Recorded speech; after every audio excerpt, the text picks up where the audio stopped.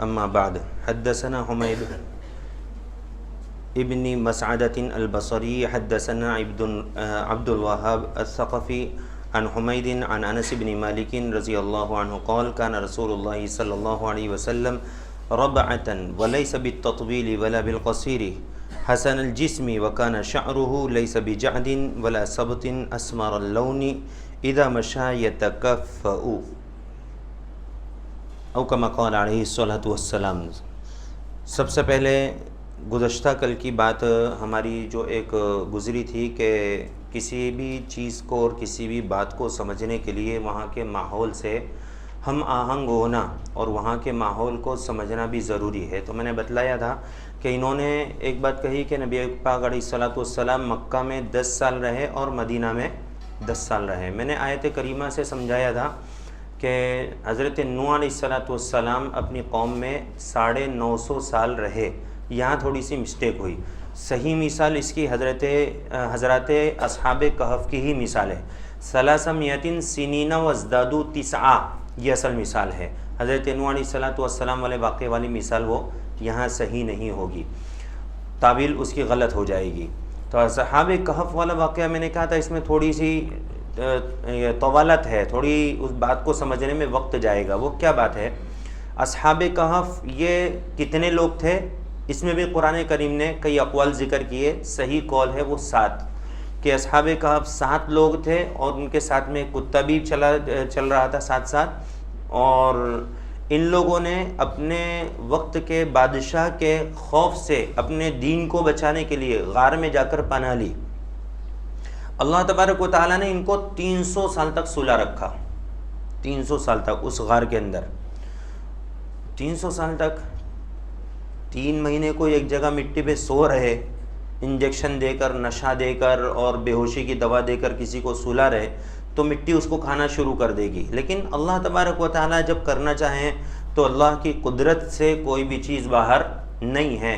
300 سال تک سلا رکھنا یہ اللہ تبارک و تعالیٰ نے اس لیے کیا کہ اس زمانے میں لوگ اس بات کے منکر تھے کہ کون مرنے کے بعد زندہ ہو سکتا ہے۔ تو موت، النوم اخت الموت، عربی میں کہتے ہیں کہ نیند جو ہے یہ موت کی بہن ہے۔ جیسے مرا ہوا انسان کسی چیز کی بھان نہیں ہے، ایک انسان سو رہا ہو اس کو آپ کچھ بھی کہہ دو، ڈوبا ہے، اچھا ہے، برا ہے، ایسا ہے ویسا ہے، وہ تو سو رہا ہے، کوئی فرق نہیں ہے مردے میں اور گہری نیند سونے والے میں۔ تو وہ جو سو رہا ہے اللہ تبارک و تعالیٰ نے ان کو سلا کر یہ بتلایا کہ کل آئندہ قیامت کے دن بھی میں پوری انسانیت کو اسی طرح جمع کر کے دوبارہ زندہ کر کے اٹھا لوں گا جس طرح میں نے ان کو 300 سال تک سلایا۔ اچھا 300 سال تک سونے کے بعد جب اٹھے بیدار ہوئے تو آپس میں بات چیت کرنے کتنا سوئے ہوں گے ہم لوگ؟ تو کوئی کہنے لگا اپنے سوئے تھے جب سورج اتنا اوپر تھا تو دوپہر کے وقت سوئے تھے، ابھی سورج ڈھل رہا ہے، اتنے شام ہوئی۔ کوئی کہنے لگا کہ نہیں تھوڑا زیادہ وقت ہوا۔ اللہ تبارک و تعالیٰ فرماتے ہیں اس میں جو سب سے زیادہ سمجھدار تھا وہ اس نے یہ کہا کہ شاید ہم لوگ 1 دن مکمل سوئے ہیں 300 سال سونے کے بعد۔ تو وہاں پر جو قرآن نے الفاظ استعمال کیے ہیں 300 سنین وازدادوا 9، کہ 300 سال تک سوئے اور اس میں 9 سال کا اضافہ کر لو، یہ قرآن کے الفاظ ہیں، 9 سال کا اور اضافہ کر لو تو کتنے ہوگا؟ 309 سال۔ مفسرین نے یہاں بتایا کہ یا تو اس میں قصر کو گرا دے دے، یعنی جیسے میں نے بتایا نا کہ اوپر کی جو گنتی ہوتی ہے دہائیوں کو لے لیا جاتا ہے، باقی کو گرا دیا جاتا ہے، یا پھر یہ ہے کہ یہ شمسی سال کی گنتی سے لیں گے تو مکمل 300 سال، اور قمری سال اگر لیں گے تو اس میں 9 سال، ہر 100 سال پر 3 سال کا اضافہ کریں گے تو 300 سال ہوں گے تو اس میں 9 سال کا اضافہ ہو جائے گا۔ اسی طرح یہاں پر بھی اس حدیث شریف کے اندر بھی جو حضرت انس ابن مالک نے الفاظ اختیار کیے ہیں اس کو بھی سمجھا جائے۔ آگے جو حضرت انس ابن مالک کی دوسری روایت، کل گزشتہ بھی جو روایت تھی وہ حضرت انس ابن مالک کی تھی اور آج کی روایت بھی انہی کی ہے، الفاظ میں تھوڑا سے رد و بدل ہے۔ فرماتے ہیں ربعتن ولیس بالتطویل، نبی پاک علیہ الصلوۃ والسلام میانہ قد تھے، اور میں نے بتایا کہ تھے تو میانہ قد، لیکن اگر مجمع کے اندر ہوں تو آپ اس میں الگ سے پہچانے جاتے تھے۔ یہ معجزے کے طور پر تھا کہ معجزانہ طور پر آپ کا قد لوگوں سے کچھ نکلا ہوا محسوس ہوتا تھا۔ وَلَيْسَ بِالتَّطْوِيلِ وَلَا بِالْقَصِيرِ، نہ بہت لمبے تھے نہ بہت پستہ قد تھے، حسن الجسمی، اور فرماتے ہیں کہ نبی پاک علیہ الصلوۃ والسلام کا جسم بہت خوبصورت تھا۔ جس بندے کا جسم خوبصورت ہو اور اس کے بدن کے اوپر کپڑا نہ ہو، اس کو فوراً نظر لگتی ہے۔ اسی طرح نبی پاک علیہ الصلوۃ والسلام کے زمانے میں ایک صحابی نہا رہے تھے۔ اب نہاتے ہوئے کوٹ پینٹ پہن کر تو نہیں نہائے گا نا، کفنی پیجامہ پہن کر بھی نہیں نہائے گا، بس نیچے کی تہبند پہنے گا۔ اگر کھلے میں نہا رہا ہے تو نیچے کا وہ جو بھی پہن سکتا ہے وہ پہنے گا اور نہائے گا۔ تو وہ صحابی بھی بہت خوبصورت بدن والے تھے، گورے چٹھے تھے، تو کسی نے نکلتے وقت ان کو ٹوکا اور ماشاءاللہ نہیں کہا۔ ہوا یہ کہ ان کو نظر لگ گئی اور بیمار پڑے، نبی پاک علیہ الصلوۃ والسلام کی خدمت میں حاضر ہوئے تو کہا کسی نے تمہارے اوپر نظر لگائی ہے، کسی نے کچھ کہا تھا، کہا فلاں نے کہا تھا۔ اس کو بلایا، کہا تم اس برتن کے اندر وضو کرو، وضو کروا کے ان کا پانی اس بندے پر ڈال دیا جس کو ٹوکا گیا تھا، وہ فوراً اچھا ہو گیا۔ یہ بھی نظر اتارنے کا ایک طریقہ ہے۔ حضرت نبی کریم صلی اللہ علیہ وسلم کا جو بدن مبارک تھا وہ بھی بہت خوبصورت تھا، اور کیوں نہ ہو، پورے کائنات کو جو خلاصہ ہو اس کے بدن کی خوبصورتی کا کیا اندازہ کیا جا سکتا ہے۔ یہ تو صحابہ نے اپنے اعتبار سے الفاظ کے سانچے میں نبی کے جسم و جثے کو ڈھالنے کی کوشش کی، ورنہ حقیقت یہ ہے وَأَحْسَنَ مِنْكَ لَمْ تَرَ قَطُّ عَيْنِي وَأَجْمَلَ مِنْكَ لَمْ تَلِدِ النِّسَاءُ، کہ نہ تو احسن منک لم تر قط عینی، کہ میری آنکھوں نے تجھ سے بہتر شخص دیکھا ہی نہیں ہے، تجھ سے خوبصورت انسان دیکھا ہی نہیں ہے، وَأَجْمَلَ مِنْكَ لَمْ تَلِدِ النِّسَاءُ، اور تجھ سے بہتر کسی عورت نے جنا بھی نہیں ہے، خُلِقْتَ مُبَرَّأً مِنْ كُلِّ عَيْبٍ، اور آپ تو پیدا ہی کیے گئے بلا کسی عیب کے، کسی کے کان میں عیب، کسی کے آنکھ میں عیب، کسی کے بالوں میں عیب، کسی کی داڑھی میں عیب، کسی کے ہاتھ میں عیب، بدن کے کسی بھی جزو میں عیب ہو سکتا ہے۔ خُلِقْتَ مُبَرَّأً مِنْ كُلِّ عَيْبٍ، اے نبی آپ تو پیدا ہی کیے گئے بلا کسی عیب کے، کأنک قد خلقت کما تشاء، گویا کہ ایسا پیدا ہوئے جیسا کہ آپ نے خود چاہا۔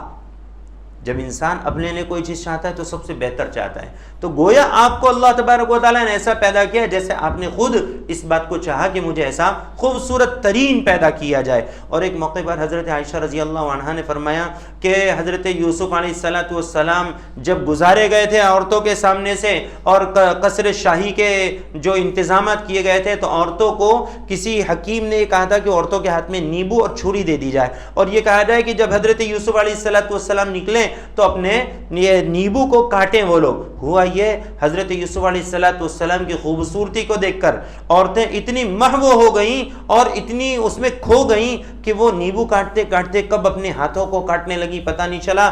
حضرت عائشہ رضی اللہ عنہا فرماتی ہیں کہ میرے نبی صلی اللہ علیہ وسلم کو اگر وہ عورتیں دیکھ لیتی تو اپنے گلوں کو کاٹ لیتی۔ وہ خوبصورتی دی تھی نبی کریم صلی اللہ علیہ وسلم کو اللہ رب العزت نے۔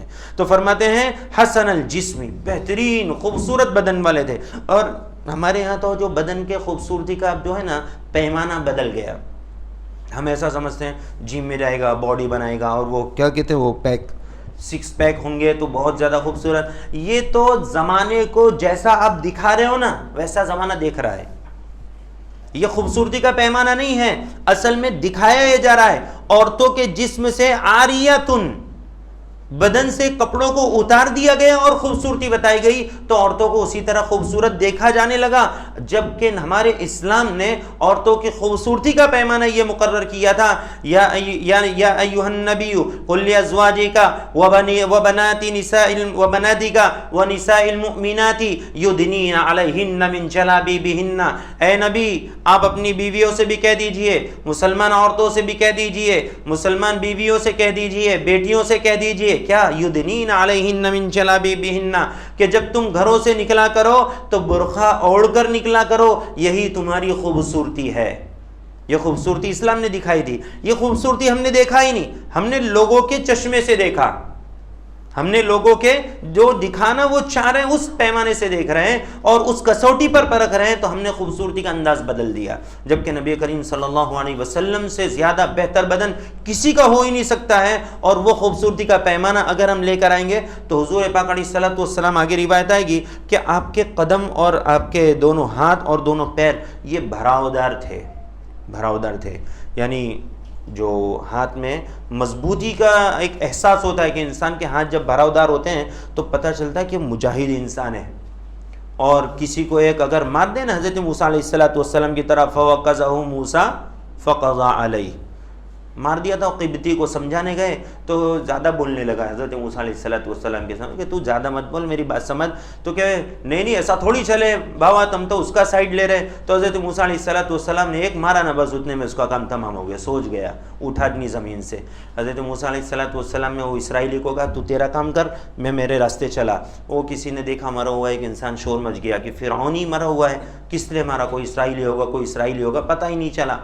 تو حضرت موسیٰ علیہ السلام نے جو مارا تھا وہ حضرت نبی کریم صلی اللہ علیہ وسلم سے بھی اس کو ہم موازنہ نہیں کر سکتے، کیونکہ ایک کافر نے جب یہ کہا تھا نبی پاک علیہ السلام کو کہ میں تم کو قتل کروں گا، نعوذ باللہ، بار بار کہتا تھا کہ میں نے گھوڑا پالا ہے، اس کو خوب کھلا رہا ہوں، اور تمہارے کو جو ہے میدان جنگ میں اس پر سوار ہو کر میں بتاؤں گا، یہ کروں گا. حضرت نبی پاک علیہ السلام نے کہا آئیو تجھے میں ماروں گا.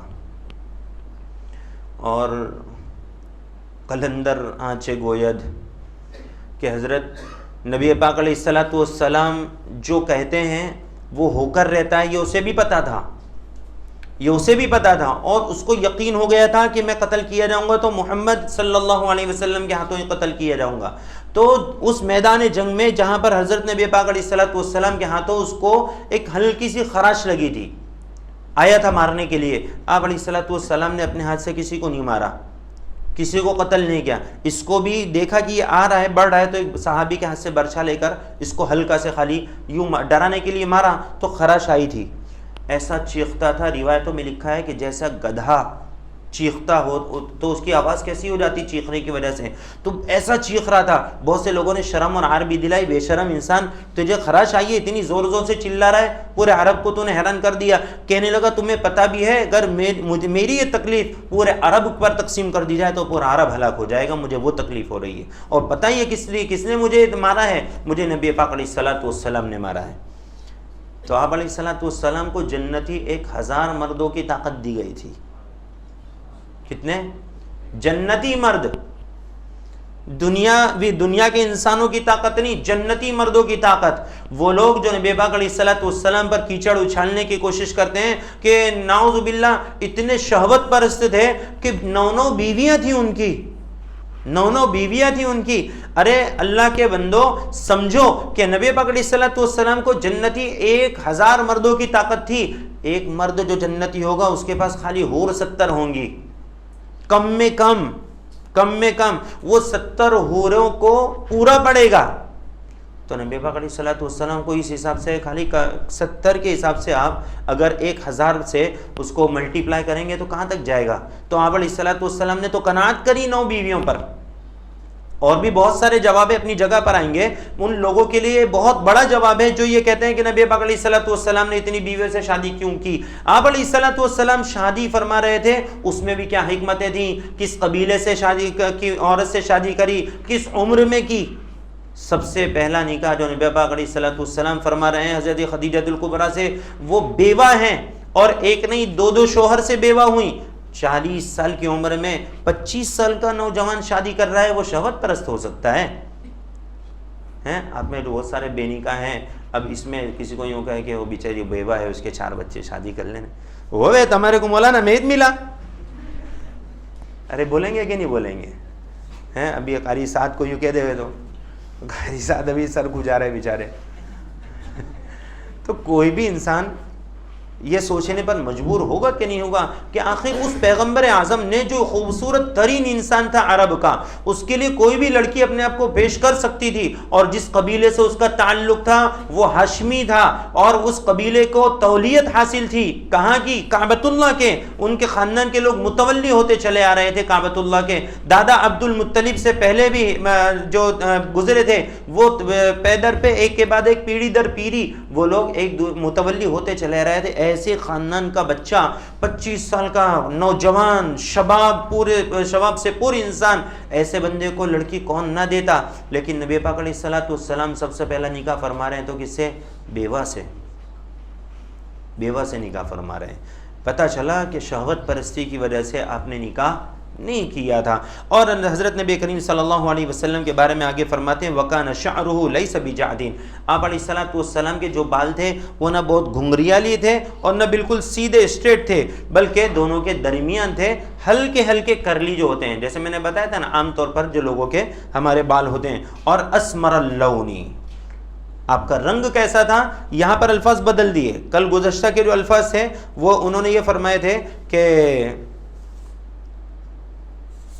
بہت زیادہ ولا بالابیض الامحقی، کہ بہت زیادہ سفید نہیں تھے چونے کی طرح اور نہ ہی بالکل سانولے تھے، بلکہ دونوں کے درمیان تھے. یہاں پر انہوں نے الفاظ بدلے اسمر اللونی، کہ گندم کو یعنی گیہوں کا جو کلر ہوتا ہے نا، گیہوں کے کلر سے گورا پن جو جھلکتا ہے اس طرح کا آپ کا کلر تھا.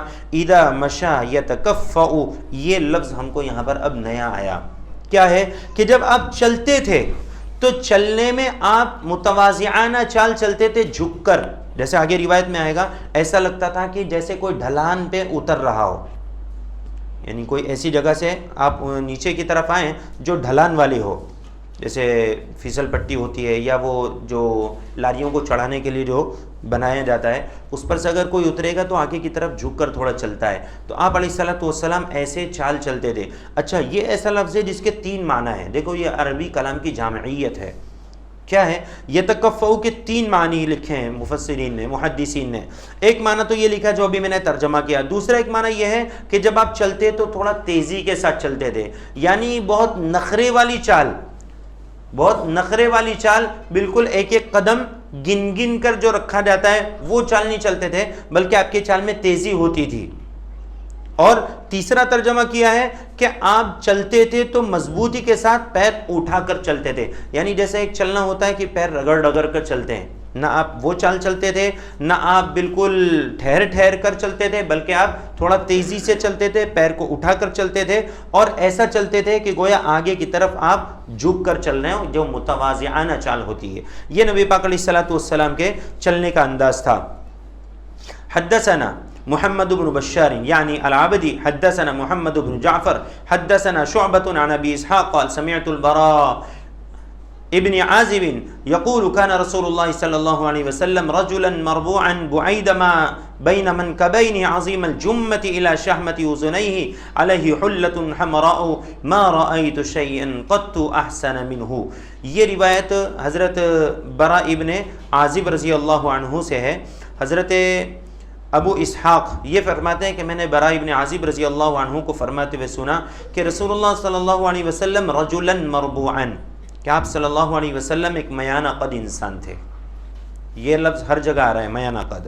اور دوسرا بعید ما بین منکبین، اور آپ کا سینہ بہت چوڑا چکلا تھا. سینہ چوڑا چکلا ہوتا ہے نا، اس سے اندازہ ہوتا ہے کہ باڈی بلڈر ہے. یہ پتلا دبلا ہوتا ہے تو اچھا ایک بات آپ کو بتا دوں، نبی پاک علیہ السلام نے رجل قویون کی تعریف فرمائی ہے. اس لیے مسلمانوں کے اندر اس چیز کا خاص لحاظ ہونا چاہیے کہ صبح میں جلدی اٹھیں، چلنے جاویں، دوڑنے جاویں، جاگنگ کریں، جم جاویں. جم میں جانے کے بعد جو آپ پاؤڈر وغیرہ لیتے ہیں اس کی ممانعت ہے، پاؤڈر نہیں لینے کا. یہ جو چیزیں ہیں یہ نشاور ہوتی ہیں اور بدن کو اندر سے کھوکھلا کرتی ہیں، یعنی یوں کہہ سکتے ہیں اس کو کہ یہ پھگے کی طرح پھلا دینے والی چیزیں ہیں، بعد میں چل کر اس کے سائیڈ ایفیکٹس بہت خراب ہوتے ہیں. اسی طرح جم کے جو ٹریٹمنٹ ہوتے ہیں کہ آپ کو اتنا ہی چکن کھانا ہے، بوائل کھانا ہے، یہ کھانا ہے، یہ سب باتیں بیکار کی ہیں. آپ وہ کھائیے جو غذا آپ کو اچھی لگتی ہو، اور آپ ورزش کریے، ورزش کثرت کریے. پہلوانی کر سکتے ہیں، اکھاڑے میں جا سکتے ہیں تو وہ کریے، وہ زیادہ فائدے کی بنسبت جم میں جانے سے. اکھاڑے جانے میں 2 فائدے ایک تو ہوں گے کہ آپ سے ورزش کرائی جائے گی، وہ دیسی ہوگی. دوسری بات کہ جو پہلوان ہوتے ہیں نا، ان کو پٹکنا اور انسان کو اٹھانا اور انسان کو پچھاڑنا یہ بتلایا جاتا ہے، اور یہ بہت ضروری ہے. یہ بہت ضروری ہے. آپ نے باڈی بلڈر، آپ نے ڈولے شولے بنا لیے، باڈی بلڈر بن گئے، نہ کسی کو ایک پھیٹ نہیں مار سکتے ہیں، نہ کسی کو اٹھا کے پٹک سکتے ہیں، تو کوئی فائدہ ہی نہیں ہے. اس کی ضرورت تھی. حضرت خالد ابن ولید اکیلے تنہا جو 60,000 کے مجمع میں گھس گئے اکیلے. کیا تھا ان کے اندر؟ ہنر تھا لڑنے کا، تو گھس گئے اکیلے اور شہید نہیں ہوئے، مار کر آتے تھے. ادھر سے گھستے تھے ادھر کئی لوگوں کو مار کے آتے تھے, ادھر گھستے تھے ادھر کے 60,000 کے مجمع میں لے کر گھس گئے اپنی جماعت کو, اپنے پورے لشکر کو. اور کتنا لشکر تھا؟ 2,000 کا لشکر تھا. تو یہ ضروری ہے کہ مسلمان جو ہے, جو مسلمانوں کے اندر اتنی قوت ہونا چاہیے کہ وہ کسی نہ کسی کو کبھی نہ کبھی اٹھا کر, جب بھی موقع لگے تو اٹھا کر پٹک دے وے. اور یہ چیز ہمارے یہاں مسلم بچوں کے اندر بہت زیادہ ہے کہ اکھاڑے کی ان کو ایک شوق ہوتا ہے, اور وہ لوگ باقاعدہ اس کے پروگرام رکھتے ہیں کہ اکھاڑے میں جو ہے جا کر مسابقہ جس کو کہہ سکتے ہیں, مقابلہ کہہ سکتے ہیں, ایک دوسرے سے لڑنا اور ایک دوسرے سے آگے بڑھنے کا شوق, اور بہت بہت میڈل بھی جیت کر لاتے ہیں وہ لوگ. تو یہ سب چیزیں ہونا چاہیے. آپ جیم کے بجائے اکھاڑے بنائیں اور اکھاڑے میں جا کر سیکھنے کی کوشش کریں. تو نبی پاک علیہ الصلوۃ والسلام کا جو سینہ تھا وہ سینہ چوڑا تھا, ما بین منکبین بعیدہ, تھوڑا عام لوگوں سے زیادہ چوڑا تھا. اور اس کے افضل ہونے کی تعریف رسول اللہ صلی اللہ علیہ وسلم نے فرمائی. میں نے بتایا نا کہ آپ کے جو رجل قوی ہوتا ہے, اور رجل القوی افضل من المؤمن الضعیف, جو مومن ضعیف ہے, کمزور ہے, ناتواں ہے, باڈی بلڈر ہونے کے اعتبار سے, طاقت کے اعتبار سے اس سے افضل ہے وہ مومن جس کو اللہ نے قوت عطا کی ہے. تو یہ قوت کو ہم لا سکتے ہیں اپنے اندر. کیسے لا سکتے ہیں؟ یہ ٹی وی کے اندر ایڈ دیکھ کر بون ویٹا کا دیکھ لیا, ہارلکس کا دیکھ لیا, فلانے کا دیکھ لیا, سب چھلکے کھلا رہے ہیں, گودا کھا لیتے ہیں. کیا کھلا رہے ہیں یہ لوگ؟ چھلکا کھلا رہے ہیں. ہمیں تو اخروٹ کھانا ہے, اخروٹ کا چھلکا جس کو جمتا ہو اس کو دے دینا ہے, ہمیں اخروٹ کا گودا کھانا ہے, اندر کی چیز کھانی, گودا کھانا ہے, اور قوت حاصل کرنی ہے. لیکن یہ حاصل کیسے ہوگی؟ جب آپ اٹھیں گے صبح میں, فجر کی نماز پڑھیں گے, ورزش کریں گے, تو اس سے جو ہے قوت آئے گی. اور فرماتے ہیں عظیم الجمتی الی شحمتی اذنیہ, اور نبی پاک علیہ الصلوۃ والسلام کے بال بڑے گھنے تھے, گھنے تھے. اور کہاں تک تھے؟ دیکھو بالوں کا تذکرہ آیا, بالوں کا تذکرہ آیا. کہاں تک تھے بال؟ الی شحمتی اذنیہ, شحمت اس کو کہا جاتا ہے کان کی لو, کان کی لو تک آپ کے بال تھے. دوسرا بھی آئے گا تذکرہ کہ اس سے بڑے بال تھے, کان کی لو سے تھوڑے نکلتے ہوئے تھے, اور اس سے بھی بڑے تھے, کندھوں تک بھی تھے. یہ سب تذکرے آئیں گے. پہلا تذکرہ آیا کہ آپ کے, اب کوئی روایت کے اندر کہیں بال دیکھے تھے تو اس کا تذکرہ ہے, کسی راوی نے بال دیکھے کہ کندھے تک تھے تو اس کا تذکرہ ہے. تو بال تو گھٹتے بڑھتے رہتے ہیں نا, ایک جیسے تو تھوڑی رہتے ہیں کسی کے بھی. تو نبی پاک علیہ الصلوۃ والسلام کے بال فرما رہے ہیں کہ شحمتی اذنیہ, کانوں کی لو تک تھے. حلۃ علیہ حلۃ حمراء, اور آپ علیہ الصلوۃ والسلام کے اوپر لال دھاری دار چادر تھی. آپ علیہ الصلوۃ والسلام نے جو چادریں اوڑھ رکھی تھیں, ایک تو تہبند کے طور پر استعمال کرتے تھے, اور ایک اوڑھنے کے لیے اوپر جو کفنی کے طور پر استعمال ہوتی تھی. تو آپ کے اوپر جو چادر تھی فرماتے ہیں حلۃ حمراء, لال دھاری دار چادر آپ نے اوڑھ رکھی تھی. اس سے علماء نے ایک مسئلہ نکالا کہ اگر کوئی سرخ رنگ کا کپڑا پہن لیتا ہے کبھی کبھار تو اس کی گنجائش ہوگی. ہاں بالکل جو پیلے کلر کا ہوگا, ہلدی کلر کا ہوگا, ایسے کپڑوں سے بچا جائے جو کسم کے رنگ میں رنگا ہوا ہو. لیکن اب فی زمانینا کوئی تخصیص نہیں رہی. تخصیص کا مطلب سمجھتے ہیں کہ کوئی خاص چیز خاص انسان کے لیے ہو, جیسے مردوں کے لیے کوئی خاص کلر ہو. پہلے تو لال کلر کوئی بھول سے پہن لے گئے تو پورے محلے کے لوگ, پورے ملنے جلنے والے لوگ اس کو اتنا بولے کہ بیچارہ وہ توبہ ہی کر لے کہ اب یہ نہیں پہننا, نہیں لینا. لیکن اب ایسا ہے کہ کوئی کلر خاص نہیں ہے, جو جتنا اینٹک کلر پہنے اتنا اچھا ہے. ایسا ہو گیا ہے, پوپٹی کلر پہن کر آ جاوے, اور عجیب و غریب پیلے کلر جو دور سے ریڈیم جیسے چمک رہے ہوں, ایسے کلر جتنا جو پہن لے اتنا اچھا ہو گیا. اب یہ مطلب وہ زمانے کا سب اپنے اپنے زمانے کے حساب سے ہوتا ہے. نبی پاک علیہ الصلوۃ والسلام نے پسند فرمایا, وائٹ کپڑوں کو زیادہ پسند فرمایا, اور کلر کے پہننے کی اجازت دی ہے. البتہ جو پیلے کپڑے ہوں, لال کپڑے ہوں, یہ زیادہ بہتر ہے کہ نہ پہنا جائے. فرماتے ما رأیت شیئا قط احسن منہ, راوی فرماتے ہیں حضرت براء بن عازب کہ میں نے نبی پاک علیہ الصلوۃ والسلام سے زیادہ خوبصورت کوئی چیز نہیں دیکھی. یعنی انسان تو انسان سے ہٹ کر میں نے کوئی چیز نبی پاک علیہ الصلوۃ والسلام سے نہیں دیکھی. بہترین خوبصورت اگر کوئی ہو سکتا تھا تو وہ میرے لیے نبی پاک علیہ الصلوۃ والسلام, اور نبی پاک علیہ الصلوۃ والسلام سے زیادہ خوبصورت میں نے کوئی چیز دیکھی بھی نہیں, نہ انسان نہ کوئی اور چیز. یہ یہاں تک ہماری 3 روایتیں الحمدللہ مکمل ہوئیں, اور اسی طرح آپ روزانہ بیٹھیں تو نبی پاک علیہ الصلوۃ والسلام کے اور احوال بھی آ رہے ہیں. آگے والی روایت کے اندر بھی آپ علیہ الصلوۃ والسلام کے مونڈوں کا بھی ذکر ہے، آپ علیہ الصلوۃ والسلام کے بالوں کا بھی ذکر ہے، اسی طرح آپ کے لمبے ہونے کا، اور جو میں نے بتایا تھا نا پیروں کا بھی تذکرہ ہے، ہاتھوں اور باڈی کا بھی تذکرہ ہے کہ آپ کی باڈی کیسی تھی، یعنی ہاتھوں میں گوشت تھا، بھراؤدار تھے نہیں تھے، پیروں میں کیا حال تھا، یہ سب چیزیں بیان کریں گے۔ اللہ رب العزت اسی طرح ہمیں بیٹھنے کی توفیق عطا فرمائے۔ وآخر دعوانا الحمد للہ رب العالمین۔